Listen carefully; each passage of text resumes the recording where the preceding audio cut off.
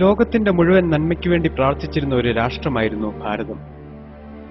ഭാരതത്തിലെ ഏതൊരു മംഗളകർമ്മവും അവസാനിച്ചിരുന്നത് ലോകാ സമസ്ത സുഖിനോ ഭവന്തു എന്ന വേദമന്ത്രം ചൊല്ലിയായിരുന്നു. 1947 വരെ വിദേശികൾ നശിപ്പിച്ച നമ്മുടെ സംസ്കാരം അതിനുശേഷം നമ്മൾ തന്നെ നശിപ്പിച്ചു. എപ്പോഴെല്ലാമാണോ ധർമ്മത്തിന് ഗ്ലാനി സംഭവിക്കുന്നത്, എപ്പോഴെല്ലാമാണോ അധർമ്മം വളരുന്നത്, അപ്പോഴെല്ലാം ധർമ്മത്തെ പുനഃസ്ഥാപിക്കാൻ കാലാകാലങ്ങളിൽ ആവശ്യമുള്ളതെല്ലാം നമ്മുടെ രാജ്യത്ത് നടന്നിട്ടുണ്ട്.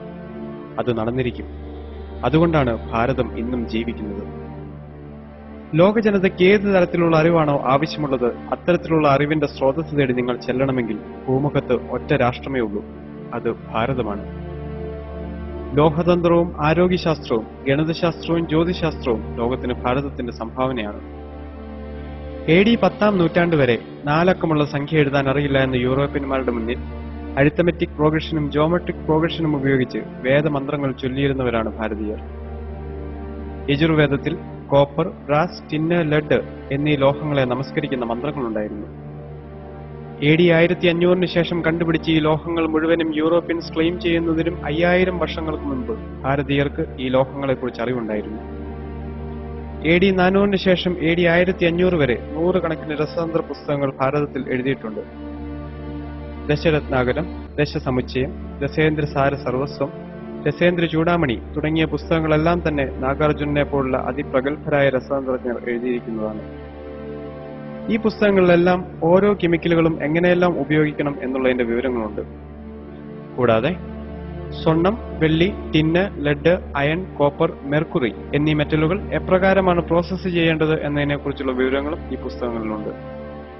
പ്രകാശത്തിന് 7 നിറമുണ്ട് എന്ന് കണ്ടുപിടിച്ചത് സർ ഐസക് ന്യൂട്ടൺ അല്ല, വിശ്വാമിത്ര മഹർഷിയാണ്. സൂര്യദേവൻ തന്റെ 7 രശ്മികൾ ഭൂമിയിലേക്ക് അയക്കുന്നു എന്ന് വേദങ്ങളിൽ എഴുതിയത് വിശ്വാമിത്ര മഹർഷിയാണ്. പ്രകാശം സഞ്ചരിക്കുന്നു എന്ന് കണ്ടുപിടിച്ചതും സർ ഐസക് ന്യൂട്ടൺ അല്ല. ഒരു നിമിഷത്തിന്റെ പകുതി സമയം കൊണ്ട് 2022 യോജന വേഗത്തിൽ പ്രകാശത്തെ ഇങ്ങോട്ടയക്കുന്ന സൂര്യദേവ, അങ്ങേക്ക് നമസ്കാരം എന്ന് പറഞ്ഞത് വിജയനഗര സാമ്രാജ്യാധിപതികളായ ഹരിഹരന്റെയും ഗുപ്തന്റെയും ആസ്ഥാന പുരോഹിതനായ സായണാചാര്യനാണ്. ന്യൂട്ടൺ ഗ്രാവിറ്റി കണ്ടുപിടിക്കുന്നതിന് മുൻപ് ഭാരതീയ ജ്യോതിശാസ്ത്രത്തിൽ ഗ്രാവിറ്റിക്ക് ഡെഫിനിഷൻ ഉണ്ടായിരുന്നു. ആകാശത്തിലുള്ള സോളിഡ് മെറ്റീരിയൽസിനെ ഭൂമി അതിന്റെ ശക്തി കൊണ്ട് അതിലേക്ക് ആകർഷിക്കുന്നു. ഏതൊന്നിനെയാണോ ആകർഷിക്കുന്നത് അത് താഴെ വീഴുക തന്നെ ചെയ്യുന്നു. തുല്യശക്തി കൊണ്ട് പരസ്പരം ആകർഷിക്കുന്ന ജ്യോതിർഗോളങ്ങൾ എവിടെ ചെന്ന് പതിക്കാനാണ്? 1148 ഭാസ്കരാചാര്യൻ എഴുതിയ ഈ വരികൾ സിദ്ധാന്ത ശിരോമണി എന്ന പുസ്തകത്തിന്റെ ഭുവനകോശം എന്ന ഭാഗത്തിലെ 6-ാം അധ്യായത്തിൽ നിങ്ങൾക്ക് കാണാൻ സാധിക്കും. ഭൂമി ഉരുണ്ടതാണെന്നും ഭൂമി കറങ്ങുന്നുവെന്നും സൂര്യനു ചുറ്റും പ്രദക്ഷിണം വയ്ക്കുന്നുവെന്നും കണ്ടുപിടിച്ചത് ആര്യഭടനാണ്. ഇന്ന് ഇതിനെല്ലാം നാം പേര് വിളിക്കുന്നത് ഗലീലിയോയെയും കോപ്പർനിക്കസിനെയും ടൈക്കോ ബ്രാഹിയെയുമാണ്. AD 449 ആര്യഭടാചാര്യൻ ഒന്നാമൻ അദ്ദേഹത്തിന്റെ 23-ാം വയസ്സിൽ എഴുതിയ ആര്യഭടീയം എന്ന ഗ്രന്ഥം ഭാരതത്തിലെ ജ്യോതിർ ഗണിതശാസ്ത്ര ഗ്രന്ഥങ്ങളുടെ പട്ടികയിൽ ഏറ്റവും ഉന്നത സ്ഥാനത്ത് നിൽക്കുന്നു. ഭൂമിയുടെ ഗോളാകൃതിയെക്കുറിച്ചും ഭൂമി സൂര്യനു ചുറ്റും പ്രദക്ഷിണം വയ്ക്കുന്നതിനെക്കുറിച്ചും ഭൂമിയുടെ റൊട്ടേഷനെക്കുറിച്ചും റെവല്യൂഷനെക്കുറിച്ചും അതിന്റെ സ്പീഡിനെക്കുറിച്ചും വ്യക്തമായി എഴുതിയിരിക്കുന്ന ആര്യഭടീയം അത്യുജ്വലമാണ് എന്ന ഒറ്റ കാരണം കൊണ്ട് തന്നെയാണ് ഭാരതത്തിലെ ആദ്യ സാറ്റലൈറ്റിന് ആര്യഭട്ട എന്ന പേര് നൽകിയത്. ആര്യഭടാചാര്യനും ഭാസ്കരാചാര്യനും വിവരിച്ചിരിക്കുന്ന എല്ലാ കാര്യങ്ങളും അതിന്റെ 10 ഇരട്ടി എക്സ്പ്ലനേഷനോടുകൂടി ബ്രഹ്മഗുപ്തൻ ബ്രഹ്മസ്ഫുട സിദ്ധാന്തത്തിൽ എഴുതിയിട്ടുണ്ട്. വൃത്തത്തിന്റെ വിസ്തീർണം, വൃത്തത്തിന്റെ ചുറ്റളവ്, സിലിണ്ടറിന്റെ വ്യാപ്തം തുടങ്ങിയ എല്ലാ കാര്യങ്ങളും ബ്രഹ്മഗുപ്തൻ വളരെ വ്യക്തമായി ഇക്വേഷനോടുകൂടി നൽകിയിരിക്കുന്നു. ഗ്രീൻവിച്ച് രേഖ പണ്ട് ഭാരതത്തിലായിരുന്നു. അപ്പുറത്തും ഇപ്പുറത്തും ലോഞ്ചിറ്റ്യൂഡും ലാറ്റിറ്റ്യൂഡും കാൽക്കുലേറ്റ് ചെയ്തിരുന്നു. വരാഹവീരൻ AD 553 അലക്സാണ്ട്രിയയുടെ ലോഞ്ചിറ്റ്യൂഡ് കാൽക്കുലേറ്റ് ചെയ്തിട്ടുണ്ട്. 23.07 ഡിഗ്രി ആയിരുന്നു ഉജ്ജയിനിൽ നിന്ന് അലക്സാണ്ട്രിയയുടെ ലോഞ്ചിറ്റ്യൂഡ്. മോഡേൺ സയൻസ് പ്രകാരം 23.03 ഡിഗ്രി. ജർമ്മനിയിലെ സെന്റ് ജോർജ് യൂണിവേഴ്സിറ്റിയിലെ സാൻസ്ക്രിറ്റ് ഡിപ്പാർട്ട്മെന്റിന്റെ കവാടത്തിൽ പാണിനിയുടെ ഒരു വലിയ ചിത്രം കൊത്തിവെച്ചിട്ടുണ്ട്. ജർമ്മൻ ഭാഷയുടെ അടിസ്ഥാനം പാണിനി എഴുതിയ അഷ്ടാധ്യായി എന്ന വ്യാകരണ ഗ്രന്ഥമാണ്. മനുഷ്യനുണ്ടാകാൻ സാധ്യതയുള്ള ഓരോ രോഗങ്ങളുടെയും അവയുടെ ചികിത്സാ സമ്പ്രദായങ്ങളുടെയും ഔഷധങ്ങളുടെയും ഔഷധങ്ങൾ കൊടുക്കാൻ ഉപയോഗിക്കേണ്ട മന്ത്രങ്ങളുടെയും ഒക്കെ വരികൾ ചേർത്ത് 51 ശാഖകളുള്ള അഥർവ വേദം ഈ നാട്ടിലുണ്ടായിരുന്നു. World health organization universal medicine status കൊടുത്തിരിക്കുന്ന ഭൂമിയിലെ ഒരേ ഒരു കോമ്പൗണ്ട് ജലമാണ്. ഏതൊരു അസുഖത്തിനും ജലമല്ലാതെ മറ്റൊരു മരുന്ന് നൽകരുത് എന്ന് യജുർവേദത്തിൽ വ്യക്തമായി പറഞ്ഞിട്ടുണ്ട്. ആധുനിക വൈദ്യശാസ്ത്രത്തിന്റെ പിതാവായി എന്നറിയപ്പെടുന്നത് ഹിപ്പോക്രാറ്റിസ് ആണ്. ചരകന്റെയും സുശ്രുതന്റെയും പുസ്തകങ്ങളിൽ നിന്നാണ് താൻ ഔഷധശാസ്ത്രം പഠിച്ചതെന്ന് ഹിപ്പോക്രാറ്റിസ് എഴുതിയ പുസ്തകത്തിൽ തന്നെ 117 പ്രാവശ്യം പറയുന്നു. ചികിത്സയ്ക്കായി ശരീരവും മനസ്സും ഒരുമിച്ച് ചേർക്കണം എന്നാദ്യമായി പറഞ്ഞത് സുശ്രുതനാണ്. ശരീരത്തിനേൽക്കുന്ന ഏതൊരാഘാതവും മനസ്സിനെയും, മനസ്സിനേൽക്കുന്ന ഏതൊരാഘാതവും ശരീരത്തെയും ബാധിക്കുമെന്ന് സുശ്രുത സംഹിതയിൽ പറയുന്നു. BC 700 എഴുതിയ ഈ സിദ്ധാന്തം 1993 വാഷിംഗ്ടൺ ഹെൽത്ത് ഇൻസ്റ്റിറ്റ്യൂട്ടിലെ ഡോക്ടർ ദീപക് ചോപ്ര പരീക്ഷണ വിധേയമാക്കി. ശരീരവും മനസ്സും പരസ്പരം യോജിച്ചാണ് ഇരിക്കുന്നതെങ്കിൽ മനസ്സിനെ ചികിത്സിച്ചാൽ ശരീരം ഭേദമാകുമോ എന്നായിരുന്നു ദീപക് ചോപ്രയുടെ പരീക്ഷണം. ആ പരീക്ഷണം മുഴുവൻ നടത്തിയത് ആധുനിക വൈദ്യശാസ്ത്രം വളരെ കുറച്ചുനാൾ മാത്രം ആയുസ് പറഞ്ഞിരുന്ന എയ്ഡ്സ് രോഗികളിലും ക്യാൻസർ രോഗികളിലുമായിരുന്നു. ഇന്ത്യൻ നോളജിനെ അടിസ്ഥാനമാക്കി ഡോക്ടർ ദീപക് ചോപ്ര രൂപം കൊടുത്ത ക്വാണ്ടം ഹീലിംഗ് എന്ന ചികിത്സാ സമ്പ്രദായം ഫലം കണ്ടു. മെഡിറ്റേഷനും പ്രാർത്ഥനയും മ്യൂസിക് തെറാപ്പിയും വഴി എയ്ഡ്സ് രോഗികളും ക്യാൻസർ രോഗികളും സുഖം പ്രാപിച്ചു. ക്വാണ്ടം ഹീലിംഗ് 21ാം നൂറ്റാണ്ടിലെ അത്യാധുനിക ചികിത്സാ സമ്പ്രദായമായി വിലയിരുത്തപ്പെടുന്നു. ബ്രെയിൻ ആക്ടിവേറ്റ് ചെയ്യിക്കാൻ മെഡിറ്റേഷനെ പോലെ മറ്റൊന്നുമില്ല എന്ന് ലോകത്തിന് മനസ്സിലായി തുടങ്ങിയിരിക്കുന്നു. അമേരിക്കയിലെ എല്ലാ യൂണിവേഴ്സിറ്റികളുടെയും സിലബസ് അനുസരിച്ച് പ്രസിദ്ധീകരിക്കുന്ന മെഡിക്കൽ ടെക്സ്റ്റ് ബുക്കിന്റെ അവസാനത്തെ ചാപ്റ്റർ മെഡിറ്റേഷൻ ആയിരിക്കണം എന്ന അമേരിക്കയിൽ നിയമമുണ്ട്. സൂര്യ നമസ്കാരം ഇംഗ്ലണ്ടിലും മറ്റ് വികസിത രാഷ്ട്രങ്ങളിലും രാവിലെ ഓടുന്നതിന് പകരം അവരുടെ ജീവിതചര്യയായി മാറിയിരിക്കുന്നു. സൂര്യ നമസ്കാരം ചെയ്യുമ്പോൾ ശരീരത്തിലെ 186ഓളം മൂവബിൾ ജോയിന്റുകൾക്ക് വ്യായാമം ലഭിക്കുന്നു. Washington post മാഗസിന്റെയും New York times മാഗസിന്റെയും report അനുസരിച്ച് 40 വയസ്സ് കഴിഞ്ഞ അമേരിക്കക്കാരിൽ 64% വ്യക്തികളും യോഗ ചെയ്യുന്നവരാണ്. പരിണാമ സിദ്ധാന്തത്തിന്റെ ഉപജ്ഞാതാവ് ഡാർവിൻ അല്ല, പതഞ്ജലി മഹർഷിയാണ്. ജീവജാലങ്ങളുടെ പരിണാമം പ്രകൃതി നിയമമാണ് എന്ന് പതഞ്ജലിയുടെ യോഗശാസ്ത്രത്തിൽ പറഞ്ഞിട്ടുണ്ട്. യോഗശാസ്ത്രത്തിലെ വരികൾ അനുസരിച്ച് ആദ്യ ജീവസൃഷ്ടി ആരംഭിച്ചത് മത്സ്യരൂപത്തിലാണ്. അതിനുശേഷം കൂർമാവതാരമായി. കൂർമ്മത്തിൽ നിന്നുള്ള പരിണാമം വരാഹത്തിലേക്ക്, വരാഹത്തിൽ നിന്നും പകുതി മനുഷ്യനും പകുതി ജന്തുവുമായ നരസിംഹത്തിലേക്കുള്ള പരിണാമം. ആധുനിക ശാസ്ത്രമനുസരിച്ച് എസ്കിമോകളാണ് ലോകത്തിൽ ജനിച്ച ആദ്യത്തെ മാനവരാശി. പൊക്കം കുറഞ്ഞ 4 അടി മാത്രം പൊക്കമുള്ള എസ്കിമോകളെ താരതമ്യം ചെയ്യാൻ പാകത്തിനുള്ള വാമനനിലേക്കാണ് അടുത്ത പരിണാമം. കല്ലുകളെ ആയുധമാക്കി വേട്ടയാടാൻ ആരംഭിച്ച മനുഷ്യനെ പ്രതിനിധീകരിക്കാൻ പരശുരാമാവതാരം. പരശുരാമനിൽ നിന്നും വിവേചനവും ബുദ്ധിയും ശക്തിയും ഒരുമിച്ച് ചേർത്ത് ഒരു രാജ്യം നിർമ്മിക്കുന്ന ശ്രീരാമാവതാരം. അവിടെ നിന്ന് ശരിയും തെറ്റും ശാസ്ത്ര സത്യങ്ങളും ആത്മീയ സത്യങ്ങളും വിവേചിച്ചറിയുന്ന മാനേജ്മെന്റ് വിദഗ്ധനായ ശ്രീകൃഷ്ണാവതാരം. ധർമാധിഷ്ഠിതമായ മാനേജ്മെന്റ് ലോകത്തിന് സംഭാവന ചെയ്ത ശ്രീകൃഷ്ണാവതാരം നടന്നത് BC 3100-കളിലായിരിക്കണം. ലേഷാറ്റ്ലിയർ പ്രിൻസിപ്പിളിന്റെ അടിസ്ഥാനം ഭഗവത്ഗീതയാണ്. Whenever the system is in equilibrium is disturbed, the system will adjust itself in such a way that the effect of the change is nullified. ഇതേ കാര്യം ഭഗവത്ഗീതയിൽ പറഞ്ഞിരിക്കുന്നത് ശ്രദ്ധിക്കുക.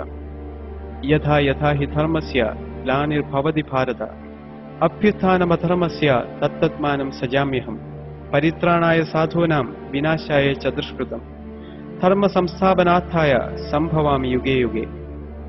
സന്തുലിതാവസ്ഥയിലിരിക്കുന്ന ഒരു സമൂഹത്തിൽ അധർമ്മം വർദ്ധിക്കുമ്പോൾ the system will adjust itself. ധർമ്മത്തെ പുനഃസ്ഥാപിക്കാനായി വേണ്ടതെല്ലാം പ്രകൃതി തനിയെ ചെയ്യുന്നു. ഞായറാഴ്ച അവധി ദിവസമായിരിക്കണം എന്ന് തീരുമാനിച്ചത് ബ്രിട്ടീഷുകാരല്ല, ചാണക്യനാണ്. ചാണക്യന്റെ അർത്ഥശാസ്ത്രത്തിൽ നിർബന്ധമായും 8 മണിക്കൂറിൽ കൂടുതൽ ജോലി ചെയ്യിപ്പിക്കരുതെന്നും 45 മിനിറ്റ് ഉച്ചയ്ക്ക് റെസ്റ്റ് കൊടുക്കണമെന്നും വർഷത്തിൽ 1 മാസം മെഡിക്കൽ ലീവ് കൊടുക്കണമെന്നും 10 ദിവസം കാഷ്വൽ ലീവ് കൊടുക്കണമെന്നും അതുപോലെ തന്നെ ഖനികളിലും പട്ടാളത്തിലും ജോലി ചെയ്യുന്നവർക്ക് ആഴ്ചയിൽ 2 ദിവസം ലീവ് കൊടുക്കണമെന്നും വ്യക്തമായി പറഞ്ഞിട്ടുണ്ട്. വിഷ്ണു ശർമ്മ AD 505 എഴുതിയ പഞ്ചതന്ത്രം എന്ന പുസ്തകം അമേരിക്കയിലെ CIA സിലബസിന്റെ ഭാഗമാണ്. ലോഹതന്ത്രമായാലും ആരോഗ്യശാസ്ത്രമായാലും ഗണിതശാസ്ത്രമായാലും ജ്യോതിശാസ്ത്രമായാലും ഭാരതത്തിന്റെ ശാസ്ത്ര പൈതൃകം ഇന്നും പുനർവിചിന്തനത്തിന് വിധേയമായിക്കൊണ്ടിരിക്കുന്നു. ഓക്സ്ഫോർഡ് യൂണിവേഴ്സിറ്റിയിലെ വളരെ പ്രശസ്തമായ ലൈബ്രറിയാണ് ഓഡ്ലിയൻ ലൈബ്രറി. അവിടെ 20,000-ഓളം വരുന്ന ചെറിയ കറുത്ത പെട്ടികൾ സൂക്ഷിച്ചു വെച്ചിട്ടുണ്ട്. 1946 വരെ ഇന്ത്യയിൽ നിന്നും ബ്രിട്ടീഷുകാർ കൊണ്ടുപോയ താളിയോല ഗ്രന്ഥങ്ങളാണ് ആ കറുത്ത പെട്ടികളിൽ സൂക്ഷിച്ചിരിക്കുന്നത്. പ്രശസ്തരായ പല ഗവേഷകരും ശാസ്ത്രജ്ഞരും ഇന്നും ആ ഗ്രന്ഥങ്ങൾ പഠിക്കാൻ ശ്രമിക്കുന്നു. ഹാർവാർഡ് യൂണിവേഴ്സിറ്റിയിൽ 442 ഋഗ്വേദ ഗ്രന്ഥങ്ങൾ സൂക്ഷിച്ചിട്ടുണ്ട്. ലോകം ഭാരതത്തിന്റെ മുന്നിൽ 2 കൈയും നീട്ടി അറിവുകൾക്ക് വേണ്ടി യാചിക്കുന്ന ഒരു ദിവസമുണ്ടാകുമെന്ന് അർത്ഥശങ്കയ്ക്കിടയില്ലാത്ത വിധം പറഞ്ഞവരിൽ ഒരാള് മാക്സ് മുള്ളറായിരുന്നു. 11 വർഷം സംസ്കൃതം പഠിച്ച് വേദങ്ങളെ ട്രാൻസ്ലേറ്റ് ചെയ്ത് 47 പുസ്തകങ്ങൾ അടങ്ങിയ ദ ബുക്സ് ഓഫ് ഓറിയന്റൽസ് എഴുതിയ മഹാപണ്ഡിതനായിരുന്നു മാക്സ് മുള്ളർ. നമ്മൾ യൂറോപ്യന്മാർ അന്ധകാരത്തിൽ ജീവിച്ചിരുന്ന കാലത്ത് ഒരു സമൂഹം പ്രകാശത്തിൽ ജീവിച്ചിരുന്നു. ആ അവരുടെ സംഭാവനകൾ നാം മറക്കരുത് എന്ന് പറഞ്ഞത് ആൽബർട്ട് ഐൻസ്റ്റീൻ ആണ്. ഭഗവത്ഗീതയില്ലായിരുന്നെങ്കിൽ E=mc² എന്ന ഇക്വേഷൻ തനിക്ക് കണ്ടുപിടിക്കാൻ സാധിക്കില്ലായിരുന്നു എന്നും ഐൻസ്റ്റൈൻ പറഞ്ഞിട്ടുണ്ട്. മരിക്കുന്നതുവരെ അദ്ദേഹം ഭഗവത്ഗീത തന്റെ കയ്യിൽ സൂക്ഷിച്ചിരുന്നു. വേദം പഠിക്കാൻ എല്ലാവർക്കും അവകാശമുണ്ട്. കാരണം വേദം എഴുതിയ വേദവ്യാസൻ മുക്കുവനാണ്. ശ്രീകൃഷ്ണനും ശ്രീരാമനും ബ്രാഹ്മണനായിരുന്നില്ല. വൈതരയൻ ചണ്ടാലനായിരുന്നു. വാൽമീകി കാട്ടാളനായിരുന്നു.